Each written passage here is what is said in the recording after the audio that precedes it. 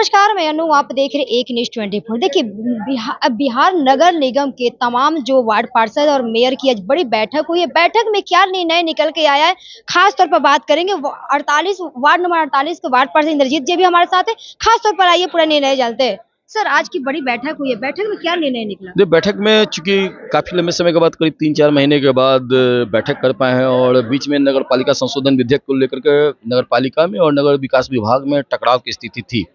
उस कारण से बैठक में विलम्ब हुआ है।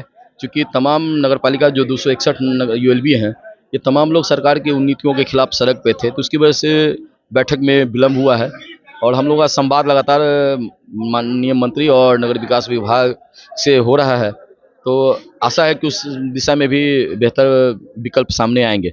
और उसी कड़ी में आज जो बैठक हुई नगर पालिका की, पटना नगर निगम बोर्ड की बैठक हुई।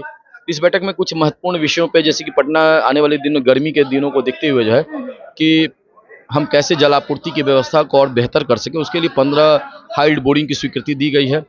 और तकरीबन 2017 के बाद से अब तक इसको मिला दिया जाए तो 125 के आसपास हाइड बोरिंग की व्यवस्था, और इसके पूर्व 2017 से पूर्व 111 बोरिंग हुए थे। बहुत सारे वार्ड पार्षद की जो जगह है जहाँ पर पानी से रिलेटेड को लेकर बहुत सारे मतलब ऐसे समस्याएं देखने को मिल रही है। नहीं, जलापूर्ति का क्या है ना कि पहले तो पटना शहर को, आपको याद होगा कि पटना शहर में आए दिन जो है 2017 के पहले एक परिभाषा थी कि हर जगह पानी के लेके आंदोलन हुआ करता था, आगजनी हुआ करते थे, सड़कों पे आंदोलन करते थे लोग। लेकिन ये परिभाषा बदल ली है। फिर 17 के बाद से जो बोर्ड आए हैं, और काफ़ी सुलझे हुए पार्षद हमारे चुन करके इस बार आए हैं। पिछले बोर्ड में भी बहुत सुलझे हुए लोग थे, तो अब हम लोगों ने 115 के आसपास हाइड बोरिंग करा दिया है। तो ये चीज़ें बंद हो गई कि अब धरना प्रदर्शन, सड़क पे आंदोलन, ये बंद हो गए पानी को लेकर के। हाँ, हमारा फोकस है, माननीय महापौर का फोकस है, तमाम पार्षदों का फोकस है कि हम क्वालिटी वाटर दें। तो क्वालिटी वाटर की दिशा में भी हम काम कर रहे हैं कि जो जलापूर्ति पाइपलाइन है उसको शीघ्र अतिशीघ्र हम बदल दें पूरी तरह से। अगर जब बदल देंगे तो हमारे पास बोरिंग निर्माण का काम मोटा मोटी हो चुका है। अब पाइपलाइन अगर पूरी तरह से बदल लें तो पटना शहर को हम क्वालिटी वाटर देने में देश के अग्रज शहरों में हम इसको शुमार कर पाएंगे। तो उस बैठक आज हुई, इतनी लेट क्यों ये बैठक हुई?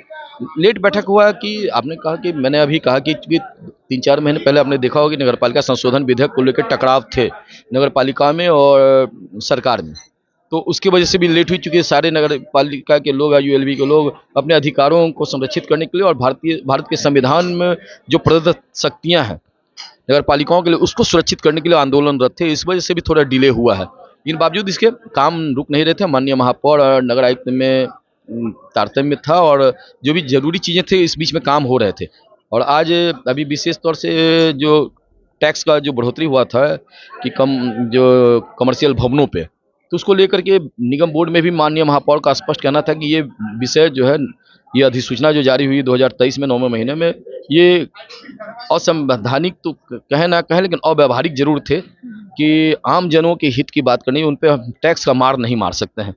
तो उनको सुविधा देनी है, निश्चित तौर से सुविधा देने के लिए। और इन बात टैक्स बढ़ाना था तो निगम बोर्ड के जो यूएलबी है उनको विश्वास में सरकार को लेनी चाहिए थी।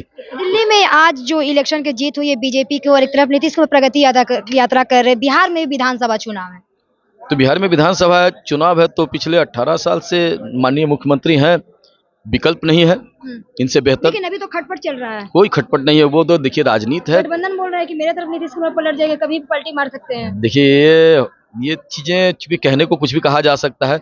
अब अगर नीतीश कुमार इस गठबंधन के साथ कंफर्ट फील कर रहे हैं और बेहतर काम कर रहे हैं, क्योंकि उनको बेहतर काम करना है, वो काम करने वाले हमारे मुख्यमंत्री हैं। और पिछले 18 सालों में जो कीर्तिमान जो स्थापित किए हैं, जो बीमारू स्टेट रहा है बिहार, उसको आज बेहतर स्टेट के तौर पे स्थापित कर पाए, तो वो नीतीश कुमार की दूरदर्शिता का देन है और माननीय प्रधानमंत्री का आशीर्वाद प्राप्त है इस स्टेट को।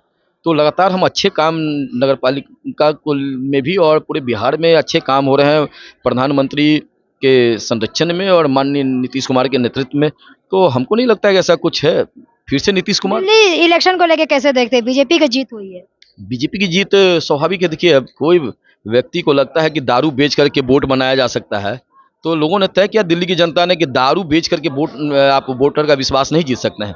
यहाँ बैठक हुई, 24 एजेंडाओं थी जिसपे 22 या 23 पे मुहर लगी है। सभी एजेंडाएं पटना के विकास के लिए है और बढ़िया एजेंडा था, चाहे वो जल से रिलेटेड हो या बागवानी हो या कहीं पार्क बनना हो। तो ये सब चीज़ जो है, जो जल और बागवानी को देखते हुए तो अब गर्मी का प्रकोप आप देख रहे हैं किस तरह से बढ़ रहा है। तो बोर्डिंग वोडिंग जो होने वाला था वो तो सब पास हुआ है, और भी जो एजेंडा है जैसे कि जो अपने से रिलेटेड जो थे वार्ड में जो सब 75 वार्ड में 1 करोड़ की योजना जो मिलने वाली थी उसकी भी स्वीकृति बोर्ड के बैठक में हो गई। तो बड़ा अच्छा है कि अब अच्छा बैठक रहा। बस, थैंक यू। दिल्ली इलेक्शन को लेके कैसे देखते हैं? आम आदमी पार्टी जो है कि आरोप लगा रही है। आरोप लगा, देखिए ऐसे भी आप देखते हैं कि जब कोई हारता है तो वो दूसरे पे लगाएगा कि कुछ गड़बड़ी किया होगा या कुछ ऐसे किया होगा। अरे भाई, ये लोकतंत्र का चुनाव है, सब लोग वोटिंग करते हैं, इसमें गड़बड़ी की क्या बात है। तो चलिए, यहाँ ये थे वार्ड 48 वार्ड पार्षद के इंद्रजीत जी ने, उन्होंने बताया कि जो आज बैठक हुई है, बैठक में काफ़ी लेट, मतलब कुछ वजहों के लेके हुआ गया। 26 एजेंडाएं निकल के जो आई है ये जनता के लिए, और वहीं पर बिहार विधानसभा चुनाव को लेकर इन्होंने बताया कि फिर से एक बार नीतीश कुमार देखने को मिलेगा। देखिए आगे क्या कुछ होता है, ऐसे ही तमाम खबरों को देखने के लिए बने रहिए 24 के साथ।